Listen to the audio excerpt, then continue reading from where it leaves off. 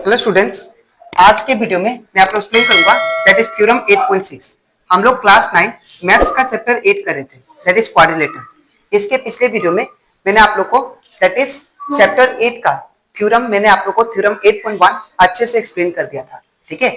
और इसी के साथ साथ मैंने आप लोग को चैप्टर 8 का इंट्रोडक्शन पार्ट भी मैंने आप लोग को डिटेल में एक्सप्लेन किया, ठीक है। तो अगर आपको चैप्टर 8 का इंट्रोडक्शन पार्ट और थ्योरम अच्छे से सीखना है तो आप लोग उसको मेरे YouTube चैनल में जाके उसको देख सकते हैं, ठीक है।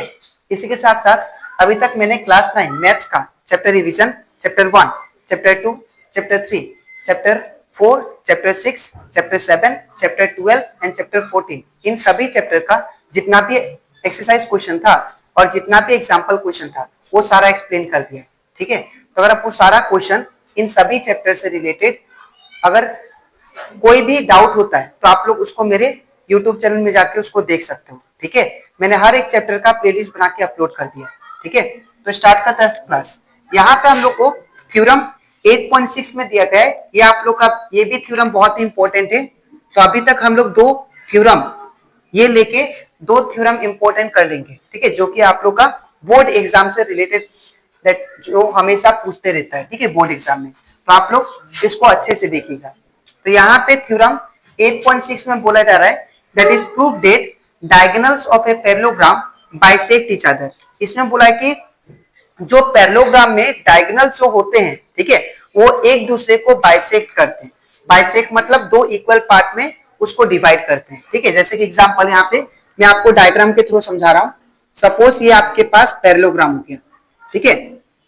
सपोज ये मेरे पास A B C D, A B C D क्या हो गया, दैट इज पैरेललोग्राम, ठीक है। तो अगर A B C D parallelogram हो गया तो इनका जो डायगोनल है, ये वाला डायगोनल, ठीक है, और ये वाला डायगोनल, ये दोनों आपस में क्या कर रहे हैं, बाइसेक्ट कर रहे हैं। बाइसेक्ट मतलब दैट इज अगर ये ओ पॉइंट हो जाता है, अब ये दोनों डायगोनल जो इंटरसेक्ट कर रहे हैं कहां पे कर रहे हैं, दैट इज ओ पॉइंट पे, ठीक है। तो आप लोग ये प्रूफ कीजिए कि ओ ए जो है वो इक्वल टू ओ सी है, ठीक है, और दैट इज ओ बी जो है वो इज इक्वल टू क्या है, ओ डी है। आप लोग को ये प्रूफ करना है, ठीक है। तो इसको कैसे करेंगे आप लोग ध्यान से देखो। सबसे पहले यहां पे हम लोग क्या करेंगे, हम लोग को मैं फिर से बता दे रहा हूं, आप लोग को एक्सप्लेन कर दे रहा हूं। एबीसीडी आप लोग को पैरेललोग्राम दिया है और बोल रहा है कि अगर एबीसीडी पैरेललोग्राम है तो इसका जो डायगोनल्स है ये आपस में बाइसेक्ट करता है। बाइसेक्ट मतलब इसको दो इक्वल पार्ट में डिवाइड करता है। That means O A is equal to आपको ओ सी प्रूफ करना है, ठीक है, और O B is equal to proof करना है, दैट इज ओ डी, ठीक है। ये आपको प्रूफ करना है। तो यहां पे सबसे पहले हम लोग क्या लिखेंगे, let A B C D is a parallelogram. तो एबीसीडी क्या हो गया हमारा, एक पैरेललोग्राम हो गया। और यहाँ पे एसी और बीडी ये क्या हो गया, दो डायगोनल्स हो गया, ठीक है, जो कहां पे इंटरसेक्ट कर रहा है, दैट इज ओ पॉइंट पे, ठीक है।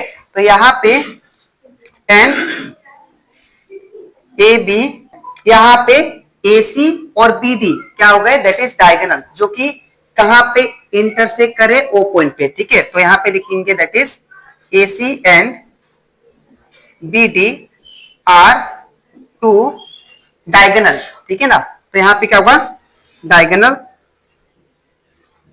Intersect at O point. तो ओ पॉइंट पे क्या हो रहा है, इंटरसेक्ट कर रहा है, ठीक है। तो अब यहां पे अगर आप लोग ध्यान से देखो तो मैं क्या करूंगा, सबसे पहले ये वाला ट्रायंगल को, ठीक है ना, और ये वाला ट्रायंगल को आपस में कॉन्ग्रुएंट प्रूफ करूंगा। तो अगर ये दोनों ट्रायंगल आपस में कॉन्ग्रुएंट हो गए, ठीक है, तो इनका कोरेस्पॉन्डिंग साइड जो होगा वो आपस में इक्वल हो जाएगा, ठीक है। तो हम लोग का that is O A is equal to O C and O B is equal to O D, वो इक्वल प्रूफ हो जाएगा, ठीक है। तो हम लोग क्या करेंगे यहाँ पे, तो स्टार्ट करते हैं। यहाँ पे टू प्रूफ क्या करना है हम लोग लिख लेते हैं। टू प्रूफ हम लोग को करना है that is O A is equal to O C, ठीक है, O A is equal to O C and क्या प्रूफ करना है, that is O B is equal to O D, O B is equal to O D, ये हम लोग को proof करना है, ठीक है। तो यहाँ पे स्टार्ट करते प्रूफ।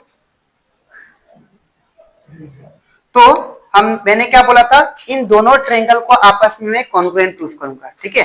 तो in triangle A O D, ठीक है, तो इन ट्रायंगल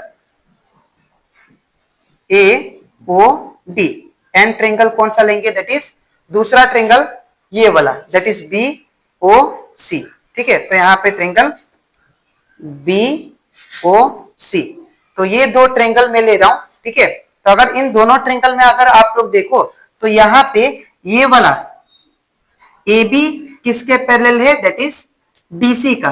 तो अगर ए बी पैरेलल है डीसी का, तो ये वाला एंगल और ये वाला दोनों क्या होंगे, अल्टरनेट एंगल होंगे, ठीक है। तो यहाँ पे लिखेंगे that is angle O D A, O angle O D A is equal to angle क्या होगा, that is O B C, O B C. Reason क्या लिखेंगे, दैट इज अल्टरनेट एंगल, ये दोनों, ठीक है, अल्टरनेट